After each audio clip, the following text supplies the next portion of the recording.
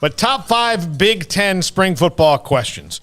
So I guess I've got to do Pac-12 right next, Jack, right? That's the one Power 5 league we haven't hit yet. Did we hit ACC? Yeah, we did ACC Monday of sometime last week. I don't know, whenever it was. You're supposed to remember these things for me. Number 5, will Mel Tucker live up to that contract? I mean, you're talking 1 year, and at least for a short time, he was the highest paid coach in the history of college football. I like Mel Tucker, but I do wonder, like, this could be a tough league and a tough side of that league for him to live up to that in year 2, especially after losing Kenneth Walker. I don't know if they get back in the transfer portal and get somebody that good, but that's a lot of money to live up to in year 2. Yeah, no, it's a lot of money. Yeah, I mean, he's set up in a good position to do well and to have some stabilization. So, yeah, I mean, to live up to the contract, what's living up to it? Yeah. I mean, is it a national championship in 5 years? Is it a Big Ten title in 2? I mean, what's living up to it? That'd be my question first. And, as far as, like, is living up to it just being good, then yeah, I expect him to be good. Yeah. They were 11-2. Michigan was 12-2. Which of those 2 will not meet that next year?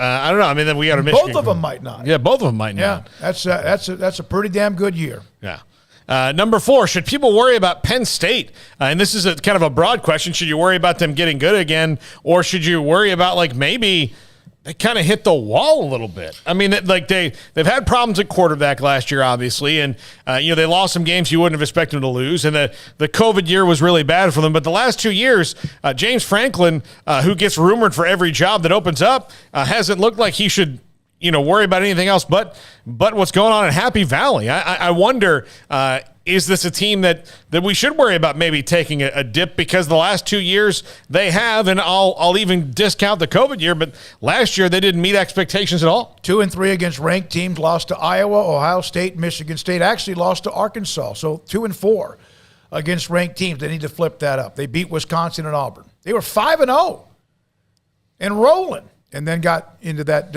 Iowa, Illinois, lost to Illinois. That was that 9 overtime game, and then followed up, of course, Ohio State then beat them as well. Lost 2 of their best players into the draft. Not that Penn State usually has a problem replacing that, but Jahan Dotson gone, Jaquan Brisker is gone. So those are 2 guys who made plays from last year that they'll have to replace as well. Number 3, do the changes on staff at Nebraska mean anything? Because it's the first time they've made sweeping changes. Does Mark Ripple make a difference? We talked about the quarterbacks before, the Casey Thompson and Chubba Purdy, but it probably doesn't matter if Mark Whipple can't instill anything in them. I'll believe it when I see it. Do the staff changes mean anything? Yes, that means that they sucked. That's why there's staff changes. None of those guys probably got jobs because they were good, right? No one got a promotion or a head coaching job. The staff changes have to mean something, or there will be the ultimate of staff changes in November or December of this year.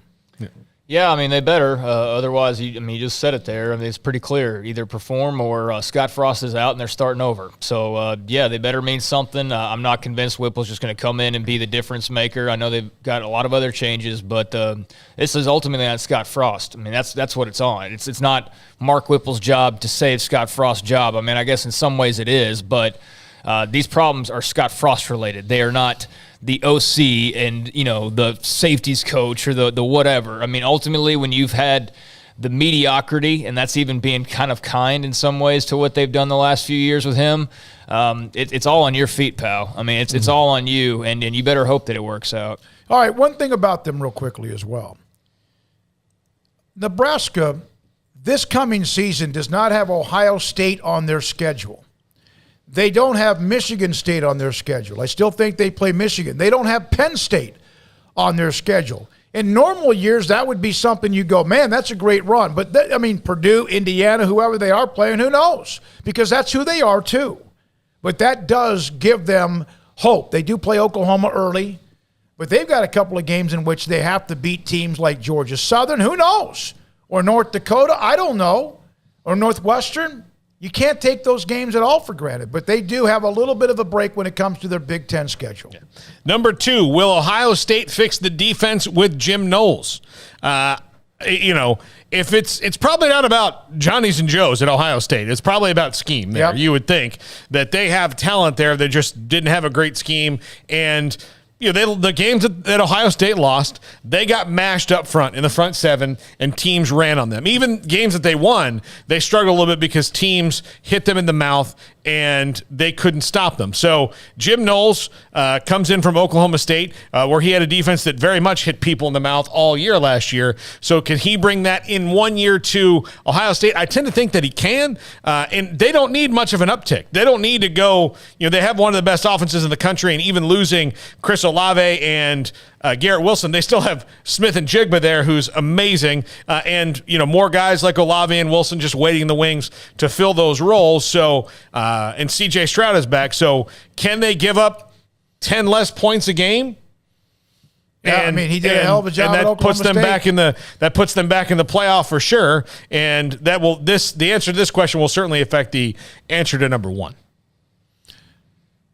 The thing about Ohio State, still to me, one of the most shocking games last year is Oregon went into the big house and ran down their throat. That was oh my God, look they ran and just toyed with them, even though it still was a tight game, 35-28.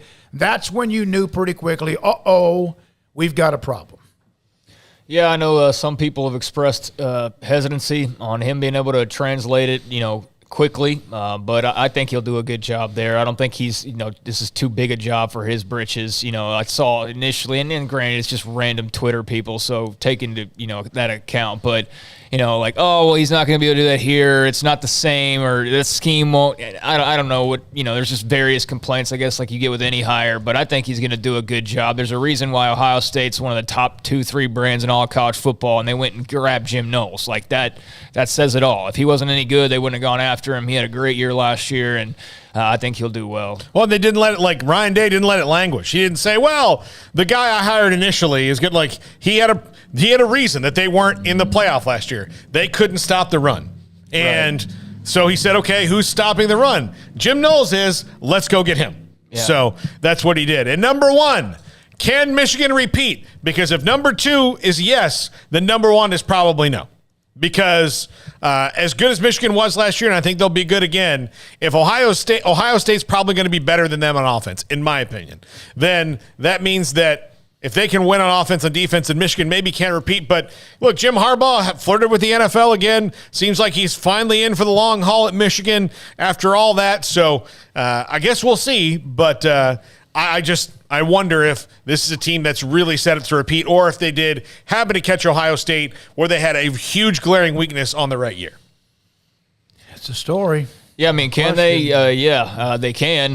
Will they? No, I say no so quickly. I'd lean towards Ohio State with C.J. Stroud and company, and Smith and Jigba and Jim Knowles hire on defense. Michigan can, but I think I'd pick at least one team, that being Ohio State, above them. So I'd say yes and no, if that makes sense. Yeah, it does. Can they? The two Yes. Michigan schools, like I said, they're 23-4 combined. Can they both do that again? If they can, that's not good news for Penn State. Yeah. That's not good news for Penn State, and that might answer one of the other questions. Yep. All right, Paul, Absolutely. Thank you very much, Paul Catalina. Emory went